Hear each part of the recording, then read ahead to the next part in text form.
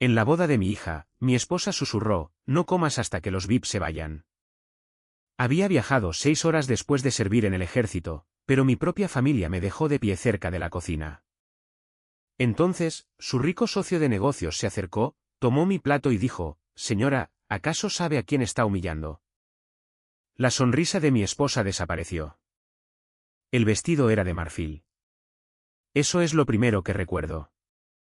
No las flores, no la música, no los cientos de caras sonrientes, solo el vestido. Mi pequeña Sara estaba de pie al final del pasillo con un vestido tan blanco que me dolían los ojos, y se suponía que yo debía llevarla hasta el altar. Se suponía que yo era quien la sostendría del brazo, quien la entregaría a un hombre que pasaría el resto de su vida tratando de protegerla. Ese era el plan. Eso era lo único en lo que había estado pensando durante las últimas 6 horas mientras mi coche devoraba los kilómetros en la autopista. Había hecho ese viaje 1000 veces, pero esta vez, cada kilómetro se sentía como un año. No soy un hombre de muchas palabras. Eso lo aprendes en el servicio. Aprendes a estar en silencio, a observar, a escuchar. El mundo ya es suficientemente ruidoso con sus bombas, sus gritos y su caos. Un soldado aprende que lo más peligroso del mundo no es el enemigo que puedes ver.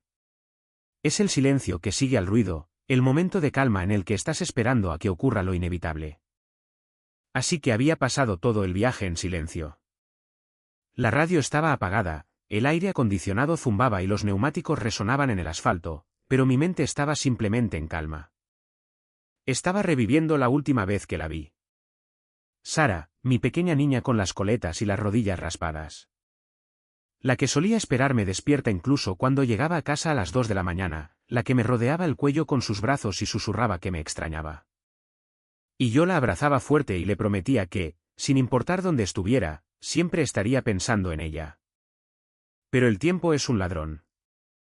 Te roba tus momentos, tus recuerdos, tus hijos. Pestañeas y la niña de las coletas ha desaparecido, reemplazada por una mujer con un título de posgrado y un prometido que conducía un coche de lujo. Me había perdido tantas cosas. Los cumpleaños, las obras de teatro escolares, el primer desamor. Intenté compensarlo. Envié cartas. Llamé cuando pude.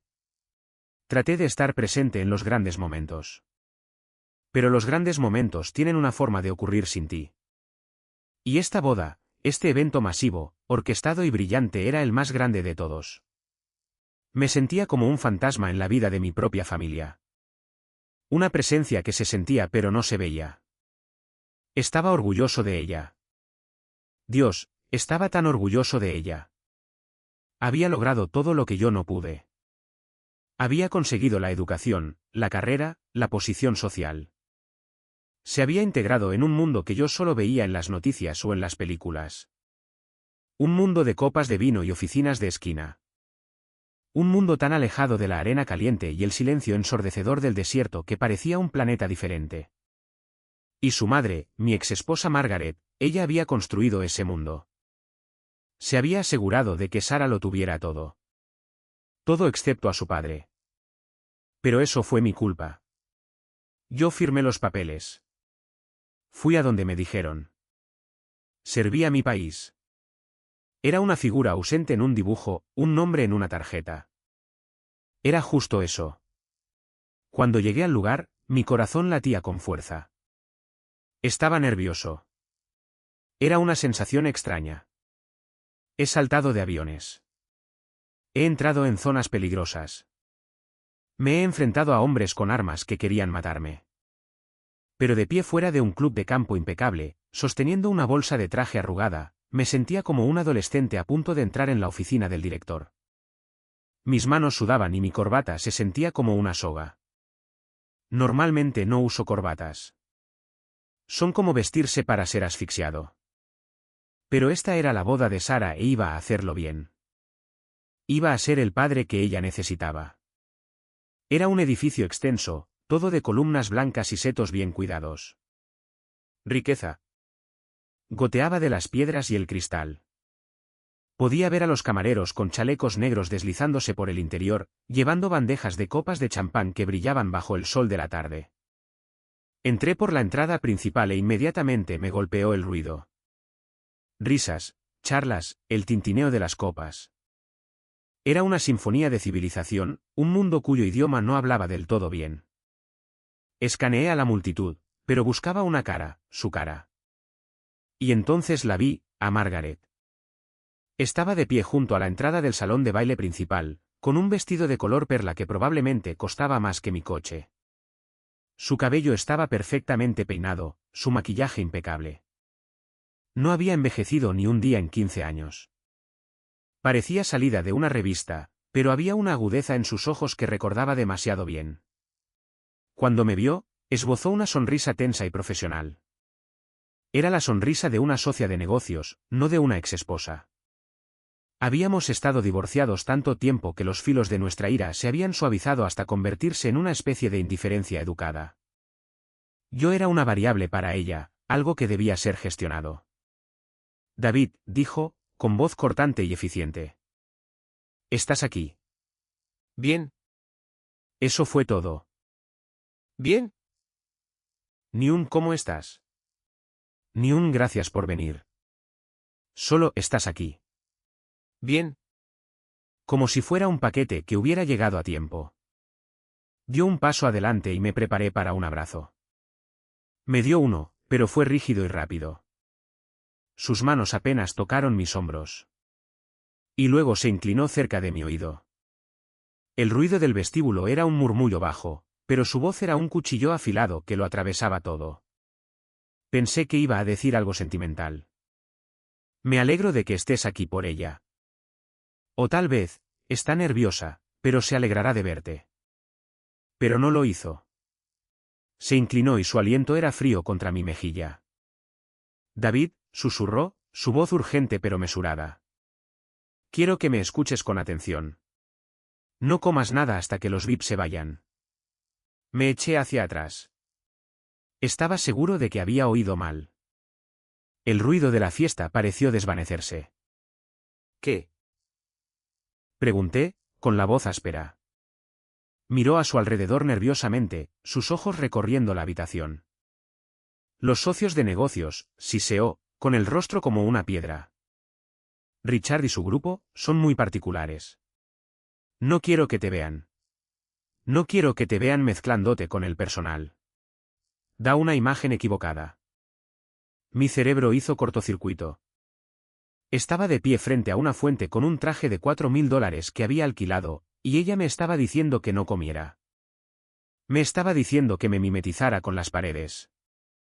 No entiendo, dije, mi corazón comenzando a latir con un ritmo furioso contra mis costillas. Ella suspiró, un sonido de pura exasperación. Solo prométemelo, David. Te traeré algo más tarde. Solo espera a que se sienten, hasta que termine la ceremonia. No me avergüences. No avergüences a Sara. Esto es por Sara. No avergüences a Sara. Esas palabras me golpearon como un golpe físico. No estaba aquí para avergonzar a nadie. Estaba aquí para ver a mi hija casarse.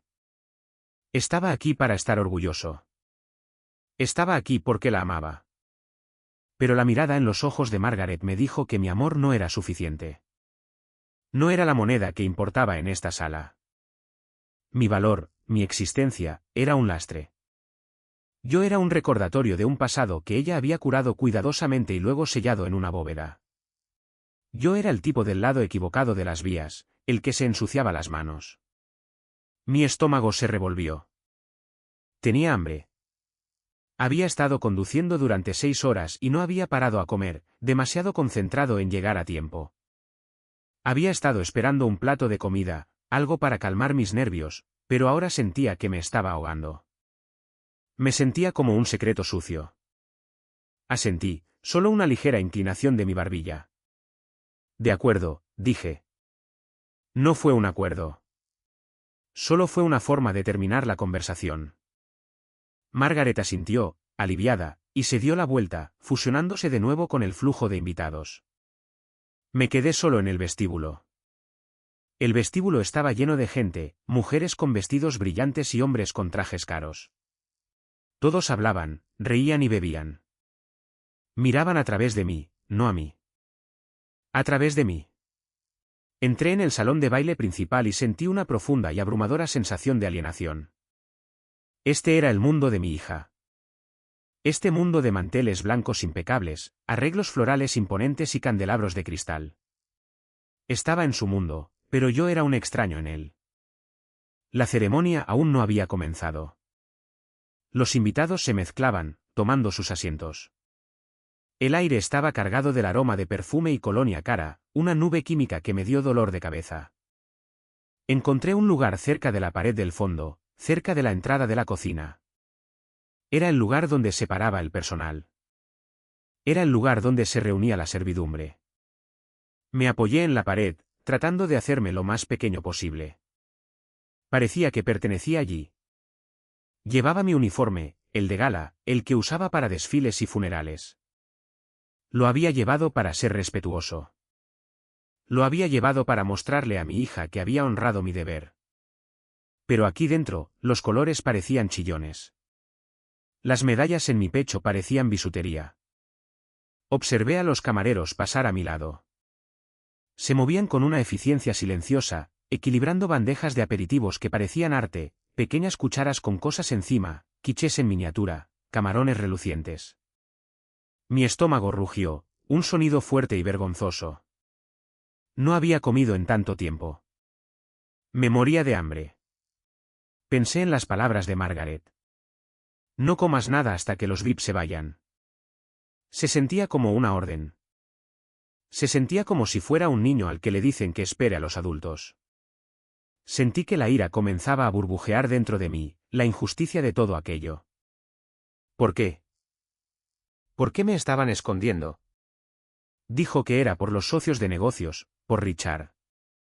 Richard era el padre del novio, un promotor inmobiliario adinerado. Nunca lo había conocido. No tenía ningún deseo de conocerlo. Yo era un soldado, no un hombre de negocios. No tenía nada que demostrarle.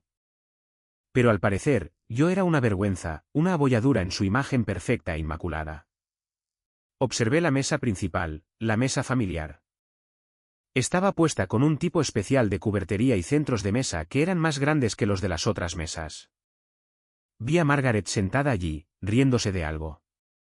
Vi a su nuevo esposo, un hombre que había criado a Sara durante su adolescencia. Se estaba limpiando la boca con una servilleta, con el aspecto de un rey contemplando su reino. Y vi a Sara, mi Sara. Estaba de pie cerca del altar, de espaldas a mí, arreglándose el velo. Se veía tan hermosa. Parecía un ángel y se veía tan lejana. Pensé en acercarme a ella. Pensé en poner mi mano en su hombro y decirle cuánto la amaba, pero no pude. Estaba congelado. Estaba clavado en el lugar cerca de la cocina, un fantasma en el festín. La regla era simple. Espera. No toques la comida. La gente rica come primero. Alimentaremos a la servidumbre más tarde. ¿Eso es lo que ella estaba diciendo, no es así? Yo era la servidumbre. Un padre a tiempo parcial, un exsoldado, la cáscara de un hombre del que se había divorciado por una razón. La ceremonia comenzó. La música creció y todos se pusieron de pie. Yo también me puse de pie, mis articulaciones rígidas y doloridas. Vi a Sara caminar por el pasillo del brazo de su padrastro. Se suponía que debía ser yo. Eso era lo único que había pedido. Les había dicho que quería llevarla al altar, pero ella lo había elegido a él. Él era el que estuvo allí.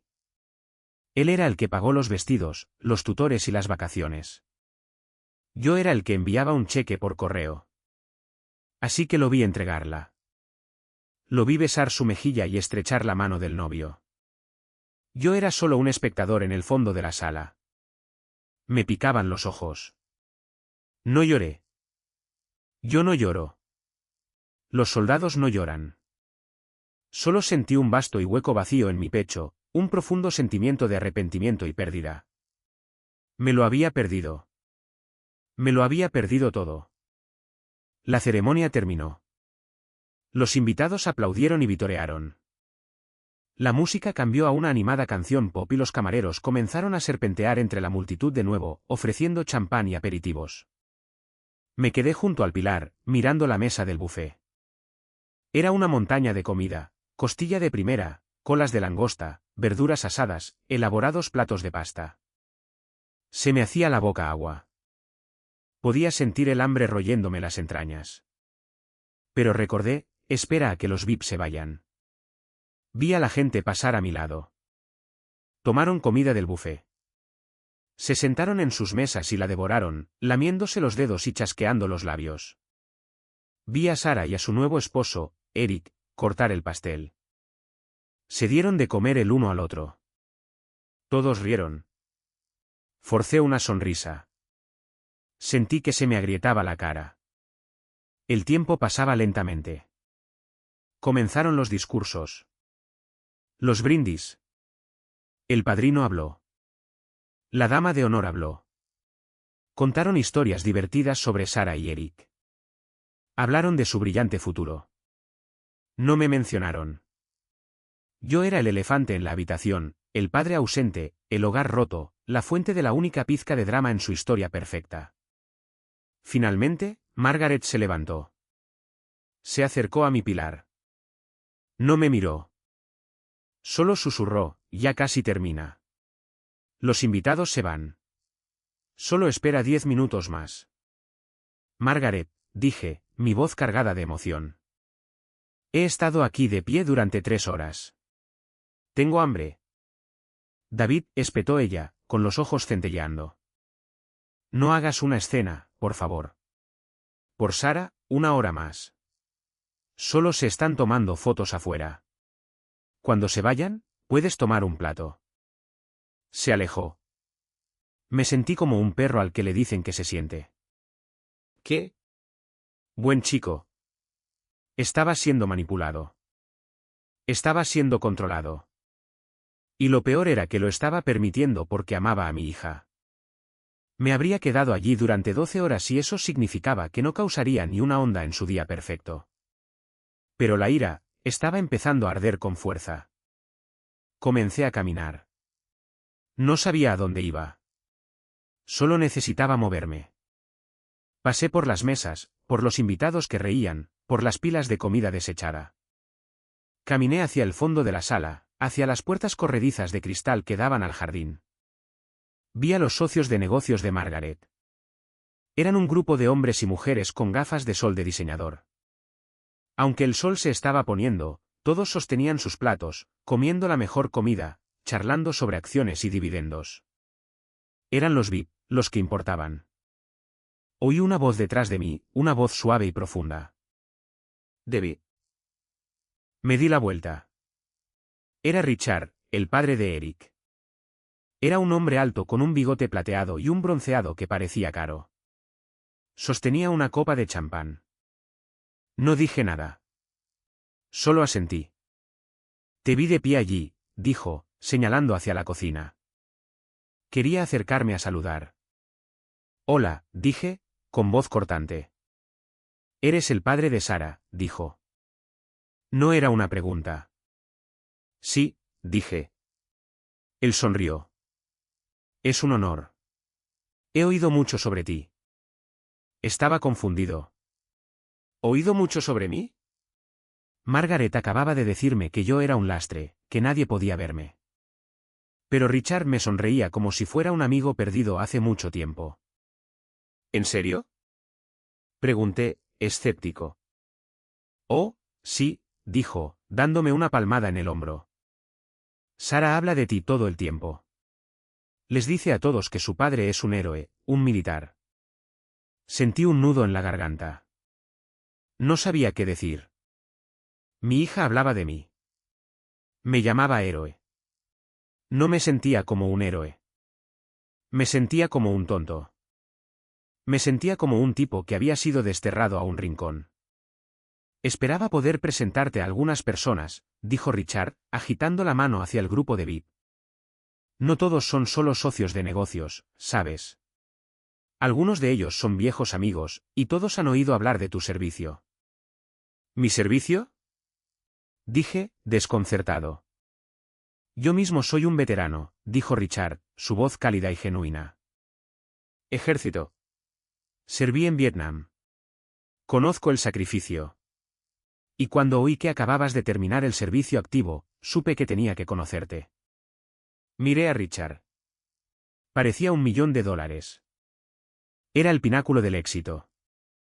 Pero era un veterano. Él entendía. Entendía el silencio, el sacrificio, la sensación de estar apartado del mundo. Y no veía un lastre. Veía a un hermano. Tú eres el VIP, David, dijo, bajando la voz. No ellos. Tú. Miré más allá de él, a Margaret. Estaba de pie cerca de la mesa del buffet, su rostro una máscara de pánico puro. Había visto a Richard hablando conmigo. Había visto el apretón de manos. Sabía que el juego había terminado. Richard me agarró del brazo. Vamos, dijo. Vamos a buscarte algo de comer. Me guió más allá de la fila de camareros. Pasó justo al lado de Margaret, que intentaba frenéticamente hacerme señas para que me detuviera. Me llevó a la mesa principal, la mesa familiar. Sacó una silla en el centro mismo de ella. Sara estaba sentada allí, riendo con su nuevo esposo. Cuando me vio sentarme, se iluminó. Su rostro, que había estado tan sereno y elegante, se rompió en la sonrisa de una niña pequeña. Papá, dijo. Ahí estás. Se inclinó y me abrazó. La abracé fuerte.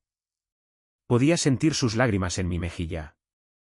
Estaba tan preocupada de que no vinieras, susurró. Vine, dije. Estoy aquí.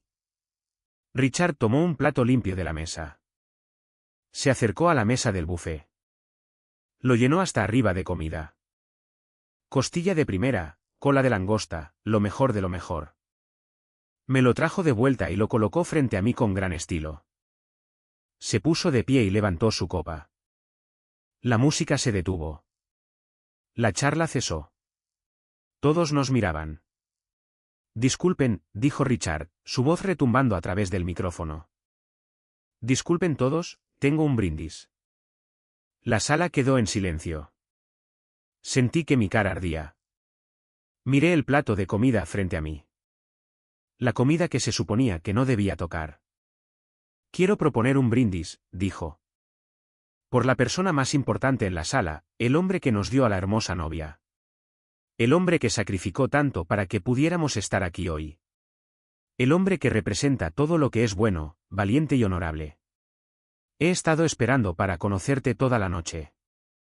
David, quiero que sepas que tu hija está en buenas manos. Y quiero que sepas que en mi hogar, en mi familia, siempre serás bienvenido. Los aplausos comenzaron. Fueron estruendosos. Levanté la vista. Vi a Margaret. Estaba de pie en la esquina. Su rostro estaba tan blanco como el mantel.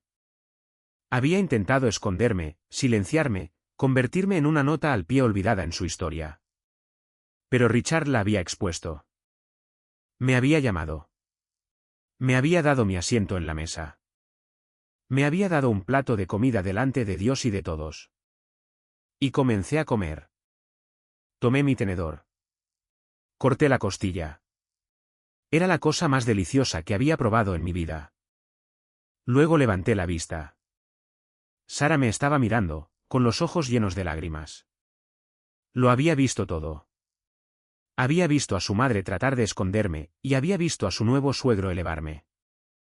Había un fuego en sus ojos, un fuego de gratitud, un fuego de ira dirigido a su madre. Mientras los aplausos se apagaban, Sara se puso de pie. Tomó el micrófono de su nuevo suegro. Su voz era clara y nítida, cortando el incómodo silencio que se había instalado tras el brindis de Richard. Quiero agradecer a mi padre, David, dijo. Sé que piensas que llegaste tarde a la fiesta. Sé que piensas que te perdiste mucho, pero no te perdiste las cosas importantes porque las cosas importantes no están en el pasado. Las cosas importantes son ahora mismo, y lo más importante que hiciste fue venir hoy. Gracias. Miró a Margaret. La mirada era gélida. Mi madre, continuó Sara, con la voz temblorosa, siempre me dijo que esto se trataba de la imagen familiar. Me dijo que mi padre era una parte complicada de la historia, que necesitábamos gestionar la óptica. Le dijo que no comiera. Le dijo que se escondiera. Un jadeo colectivo recorrió la sala. Los invitados adinerados, los amigos, los VIP. Todos miraron a Margaret, que ahora estaba tan roja como un tomate. Pero mi padre no es un lastre, dijo Sara.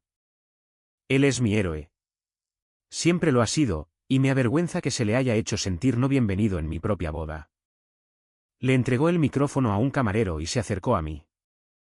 Puso su mano en mi hombro. Come, papá, dijo. Te lo has ganado. El resto de la noche fue un borrón. Me senté en la mesa principal. Comí hasta saciarme. Bailé con mi hija. Conocí a sus amigos. Estreché la mano de Richard. Y observé a Margaret consumirse en su propio jugo. Había intentado orquestar un evento perfecto, y había fracasado porque había intentado borrar la parte más importante de la historia, su corazón. A la mañana siguiente, Sara me llamó. Tuve una larga charla con mi madre, dijo. Lo siente, creo. Pero no es por eso que llamo. Quiero que sepas, papá, que no eres un secreto. No eres un esqueleto en mi armario. Eres un pilar de mi vida. Y si alguien intenta sacarte de la foto de nuevo, yo misma saldré de la foto. Sentí que las lágrimas venían entonces, las que había estado conteniendo durante 15 años. ¿Lloré? Lloré como un bebé. No porque estuviera triste, sino porque estaba aliviado. Había estado tratando de ser un soldado toda mi vida. Me habían entrenado para mantener la línea, para ser estoico, para estar en silencio. Pero en ese momento, aprendí algo que debería haber aprendido hace mucho tiempo, que la batalla más grande no siempre se libra en un campo de arena. A veces se libra en un salón de baile con un plato de comida y el amor de una hija que se niega a dejarte morir de hambre. La justicia no se sirvió con una explosión. Se sirvió con un plato de costilla y un brindis público. Se sirvió con el amor de una hija y un momento de verdad. El control de Margaret se rompió, no por mí, sino por el mismo mundo que intentaba impresionar.